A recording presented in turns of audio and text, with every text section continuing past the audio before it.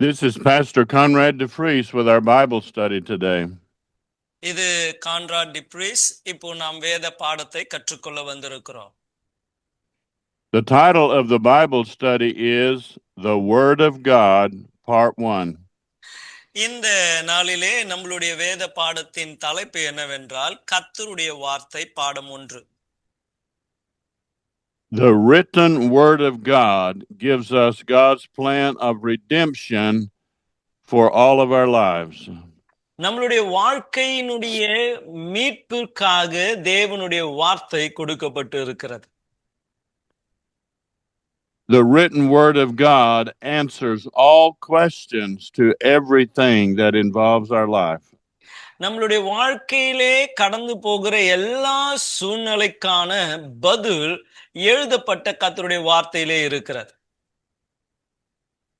The Word of God never changes. It always will be the same. கர்த்தருடைய வார்த்தை ஒருபொழுதும் மாறாது, அது எப்பொழுதும் இருக்கிற வண்ணமாகவே இருக்கும். In the book of Numbers, chapter 23 and verse 19, என்னாகமம் 23:19 நாம் வாசிப்போம் என்றால், it says, God is not a man that he should lie. He will always do what he says in the Word of God. அங்கே சொல்லப்படுகிறது, அவர் பொய் சொல்ல மனுஷன் அல்ல, தேவனுடைய வார்த்தை என்ன சொல்லி இருக்கிறதோ அதன்படியே செய்கிறவராயிருக்கிறார். In the book of Joshua, chapter 1 and verse 8, யோசுவா 1:8 விதமாய் சொல்லுகிறார், do not let the word of God depart out of your mouth. It will always bring you success. அவர் அங்கே சொல்லுகிறார், தேவ பிரமாணம் உன் வாயிலே இருந்து விலகாதபடி காத்துக்கொள், அது உனக்கு ஜெயத்தை கொண்டு வரும் என்று சொல்லி. It tells us to meditate the word of God day and night.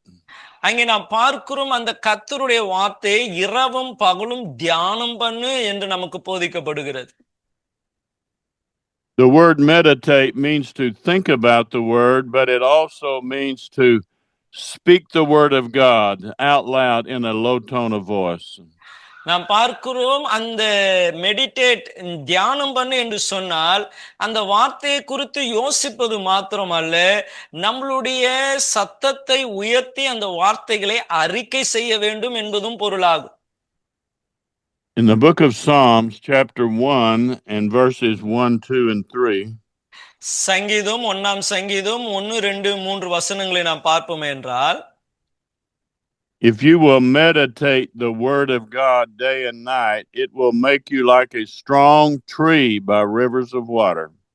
அந்த கர்த்தருடைய வார்த்தையை நீங்கள் இரவும் பகலும் தியானம் பண்ணும் பொழுது ஒரு பலனுள்ள கனி கொடுக்கிற மரமாய் கர்த்தர் உங்களை மாற்றுவார். In the book of Jeremiah, chapter 17 and verse 7, எரேமியா 17 அதில் 17 வசனத்தை வாசிப்போம் என்றால், it says, the person that trusts in God and his word will be very blessed. அங்கே சொல்லப்படுகிறது, கர்த்தர் மேல் நம்பிக்கை வைத்து கர்த்தருடைய வார்த்தையை நம்புகிற மனுஷன் பாக்கியவான் என்று சொல்லப்படுகிறது. In the book of Romans, chapter 1 and verse 16, ரோமர் 1:16 வசனத்தை நாம் பார்ப்போம் என்றால், it says, the gospel, the word of God, is the power of God. அங்கே சுவிசேஷம் அல்லது கர்த்தருடைய வார்த்தை அது வல்லமை உள்ளது என்று நாம் வாசிக்கிறோம். When you believe the word of God and you do what the word of God says, it makes the power come active in your life. நீங்க கர்த்தருடைய வார்த்தையை விசுவாசித்து கர்த்தருடைய வார்த்தை சொல்லுகிறபடி செய்யும் பொழுது அது தேவ வல்லமையை புறப்பட செய்கிறதா இருக்கிறது. The word of God is like a seed. The seed is dormant until it is planted. தேவனுடைய வார்த்தை ஒரு விதையை போல, அது விதைக்கப்பட்டால்தான் அதற்கு பலன் உண்டு. You can have a natural seed on the table for many years and it will never produce a harvest. ஒரு இயற்கையா ஒரு விதையை எடுத்து உங்க டேபிள் மேல வச்சிடுங்க. அது எத்தனை 1000 ஆண்டுகள் இருந்தாலும் அந்த விதையினாலே பிரயோஜனம் இல்லை.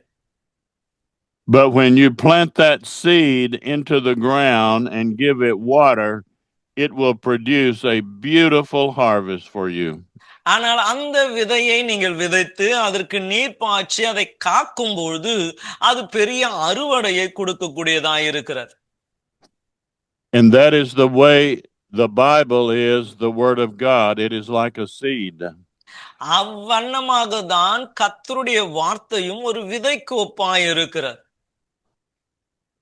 You have to read the Word of God, believe it in your heart, and speak it out of your mouth. நீங்கள் கர்த்தருடைய வார்த்தையை வாசித்து அதை உள்ளத்திலே விசுவாசித்து அதை வாயினால் நீங்கள் அறிக்கை செய்ய வேண்டும்.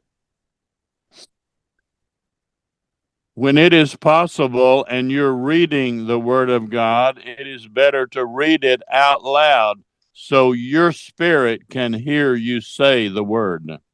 அப்ப நீங்க கர்த்தருடைய வார்த்தையை நீங்கள் வாசித்து சத்தமாய் வாசிக்கும் பொழுது உங்கள் ஆவி அந்த சத்தத்தை அந்த வார்த்தைகளை கேட்க ஆரம்பிக்கும். If you have a natural seed on the table and you are praying for that seed to get a harvest, it will never happen. நீங்க இயற்கையாக ஒரு விதையை உங்க டேபிள் மேல வச்சுட்டு அது அறுவடை கொடுக்கணும்னு நீங்க எவ்வளவுதான் ஜெபம் பண்ணாலும் அது செயல்படாது.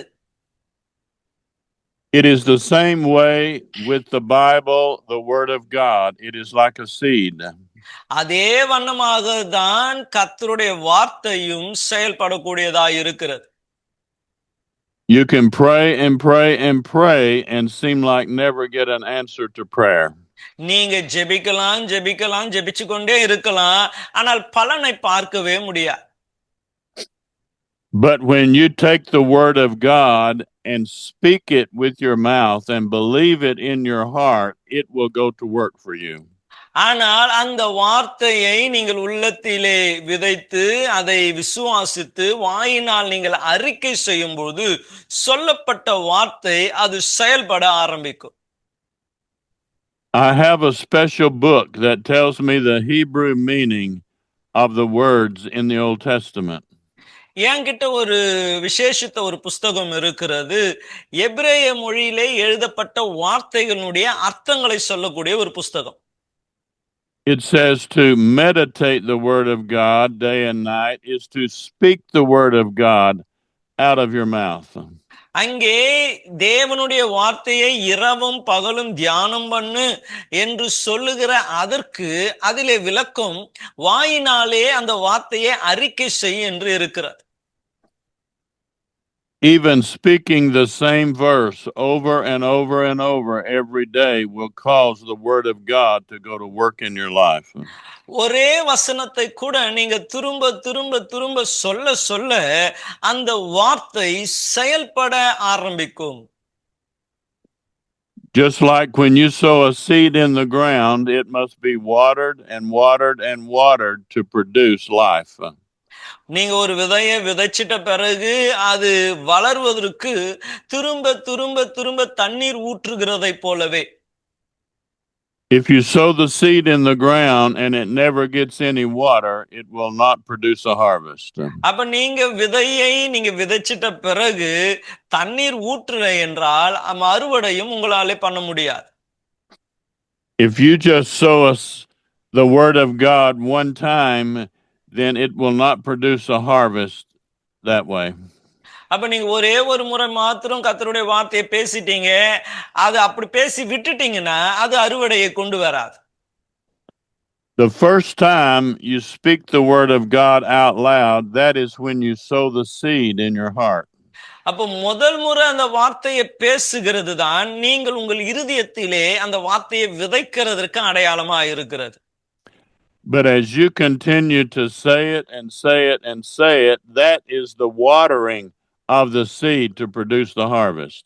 ஆனால் அதே வார்த்தையை நீங்கள் திரும்ப திரும்ப திரும்ப சொல்லும் பொழுதுதான் அந்த விதைக்கப்பட்ட வார்த்தைக்கு நீர் பாய்ச்சுகிறதற்கு ஒப்பாய் இருக்கிறது. God has given us his word, but it is up to us to produce the word of God by speaking it and speaking it. அப்ப தேவன் அவருடைய வார்த்தையை நமக்கு கொடுத்துட்டாரு. அந்த வார்த்தை செயல்பட வேண்டும் என்றால் அதை திரும்ப திரும்ப நாம் அறிக்கை செய்ய வேண்டும்.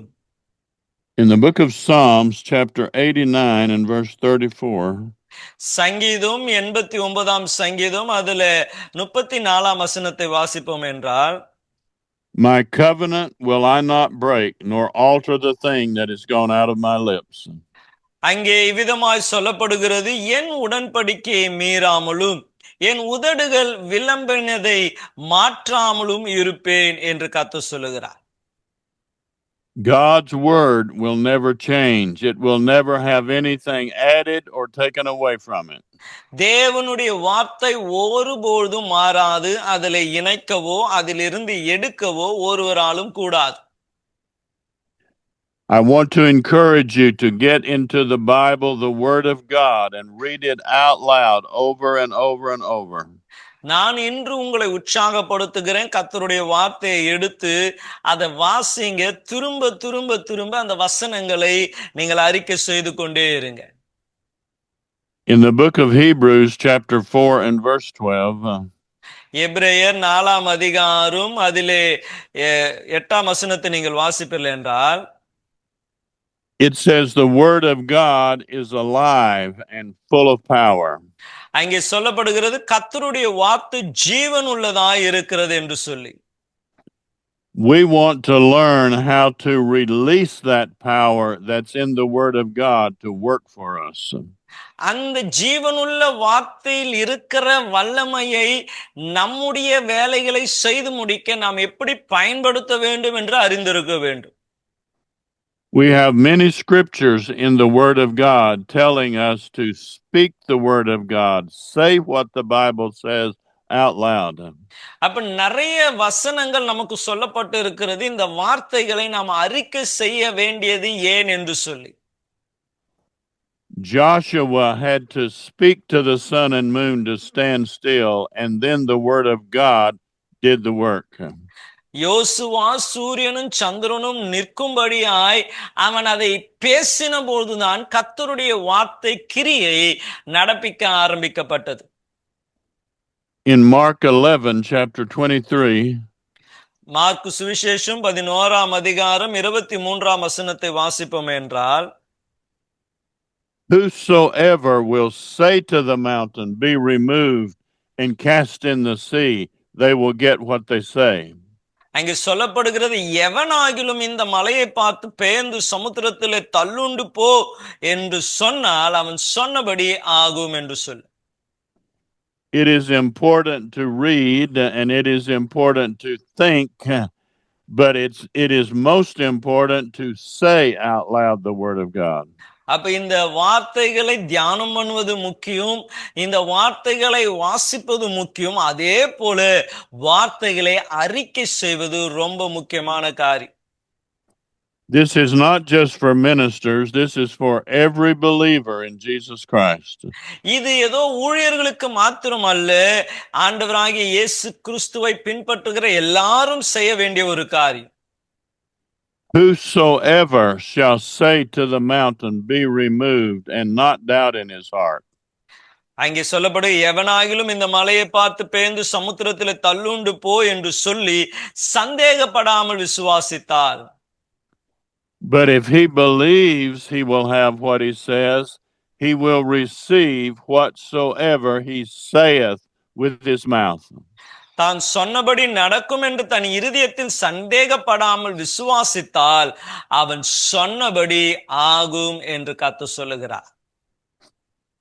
You will eventually get whatever you say, whether it is positive or negative. நீங்க நல்லது சொன்னாலும் சரி, தீமையை பேசினாலும் சரி, நீங்க என்ன சொல்றீங்களோ அதுதான் நடக்கும். Many Christians are getting negative things, but they are speaking negative things. அநேக கிறிஸ்தவர்களுக்கு தீமையானது நடக்க காரணம் அவங்க வாயை திறந்து பேசுறதே தீமையானதா இருக்கிறது. When Jesus was being beaten and hit in the face before he went to the cross, he did not say one word. இயேசு அவர் அடிக்கப்பட்டு சிலுவையிலே அவர் அறையப்படுகிற வேளை வரைக்கும் நாம் பார்க்கிறோம், அவர் ஒரு வார்த்தை கூட பேசல. Just as there are natural laws, there are also spiritual laws. எப்படி இயற்கையான சட்டதிட்டங்கள் இருக்கிறதோ அதே போல ஆவிக்குரிய சட்டதிட்டங்களும் இருக்கிறது.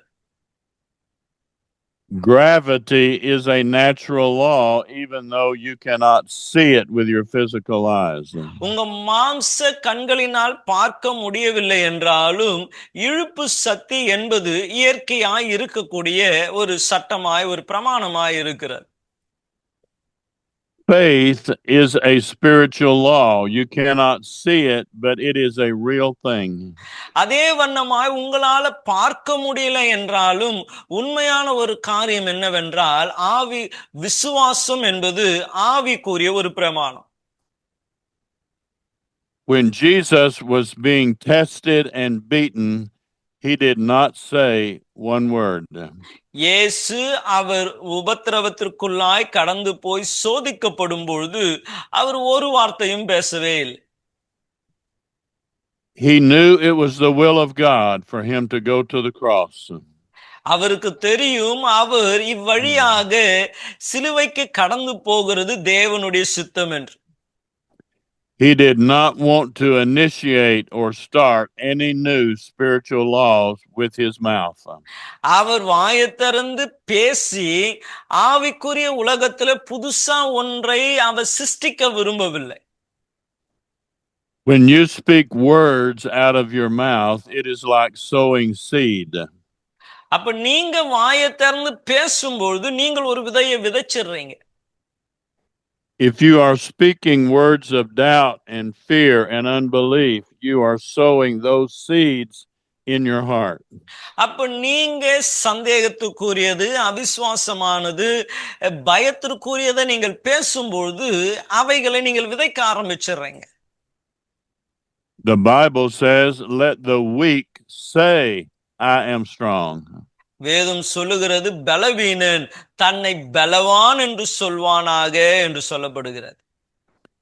You can see with your natural eyes negative things that are happening in this world.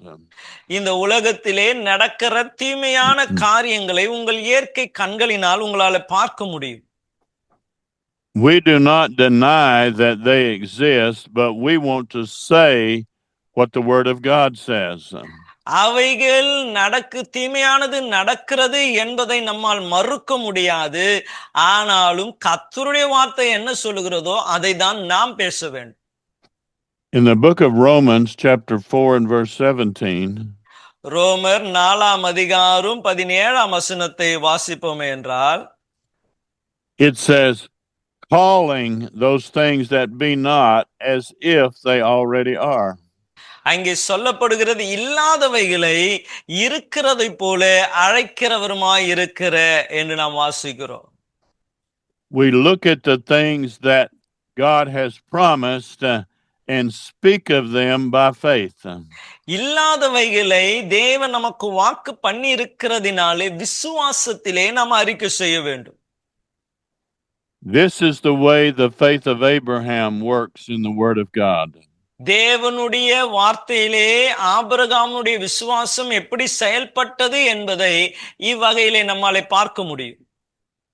God promised him a supernatural child in his old age. அவருடைய வயதான காலத்திலே இயற்கைக்கு அப்பாற்பட்ட ஒரு பலத்தினாலே குழந்தையை பெற்றெடுப்பாய் என்று கர்த்தர் வாக்கு பண்ணி இருந்தார். For 24 years, he did not receive the promise and have the miracle child. 24 வருடம் அவர் அந்த அற்புத குழந்தையை பெற்றெடுக்க கூடாதவராகவே அவர் காணப்பட்டார். So God talked to him and said, I have made you the father of many nations. அப்ப தேவன் அவருக்கு சொல்லியிருந்த காரியம், நான் உன்னை ஜாதிகளுக்கு தகப்பனாக்கினேன் என்று சொன்னார். God said, I am going to change your name from Abram to Abraham. அவர் சொன்னாங்க, நான் இனி உன்னை ஏபிரகாம் என்று சொல்லாமல் ஆபிரகாம் என்று நான் சொல்லுவேன் என்று.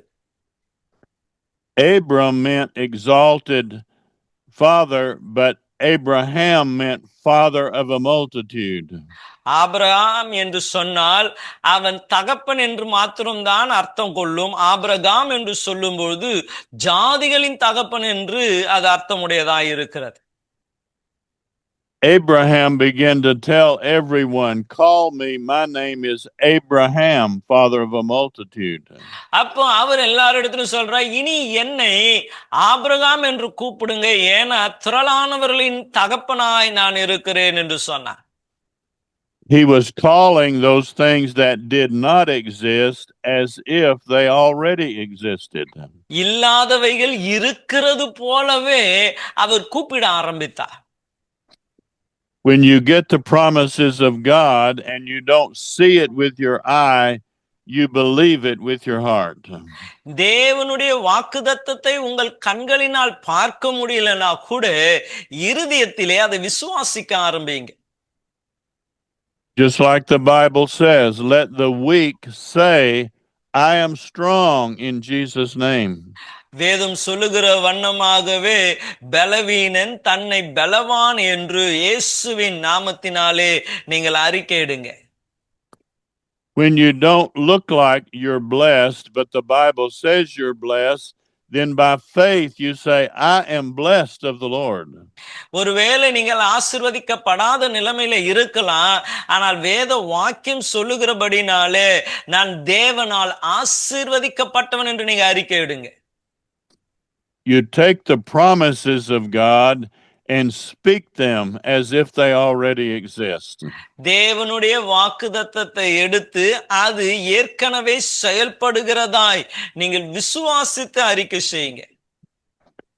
That is the way you sow the word of God like a seed in your heart. அப்படிதான் தேவனுடைய வார்த்தையை விதையாய் உங்கள் இருதயத்திலே உங்களால் விதைக்க முடியும். Paul and Silas were in prison at midnight and their backs were bleeding. நாம் பார்க்கிறோம், பவுலும் சீலாவும் அவர்கள் சிறைச்சாலையிலே அடைப்பட்டு இருக்கிறாங்க, முதுகில் எல்லாம் ரத்தம் வடிந்து கொண்டு இருக்கிறது. The devil was telling them that they would die the next day. They would not live. பிசாசு அவங்களிடத்துல சொல்லி கொண்டு இருக்கிறான், நீங்க நாளைக்கு காலையில சாக போறீங்க, நீங்க வாழ போறது இல்லை என்று சொல்லி. But at midnight, their backs were bleeding. They were praising God because of the promises of God. ஆனால் நடு ராத்திரியிலே அவர்கள் முதுகெல்லாம் ரத்தம் வழிந்து கொண்டு இருக்கும்போது அவர்கள் தேவனை மகிமைப்படுத்துகிறாங்க. ஏன்? தேவன் கொடுத்த வாக்குத்தத்தத்தை நம்பி. They did not praise God silently or just in their minds, but all the prisoners could hear them praising God. அவங்க மனசுக்குள்ள சத்தம் இல்லாம கர்த்தரை துதிக்கல, அவங்களுடைய சத்தத்தை அங்க சிறையிலே அடைப்பட்ட எல்லா கைதிகளும் கேட்கத்தக்க ரீதியிலே சத்தத்தை உயர்த்தி துதித்தார்கள்.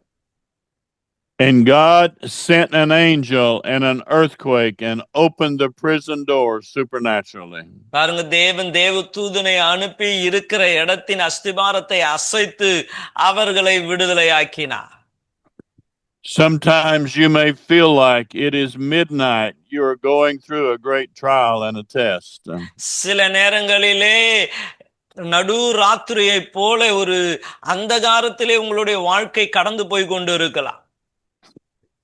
But as you take the promises of God in the Bible and speak them out loud and praise God for them, it will bring victory.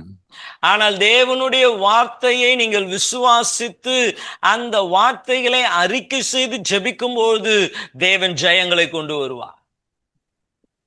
When Abraham began to say, I am the father of a multitude, my name is Abraham.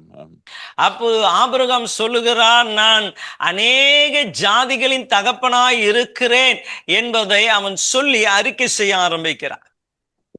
Within 3 months, his wife was pregnant, and even though she was of old age.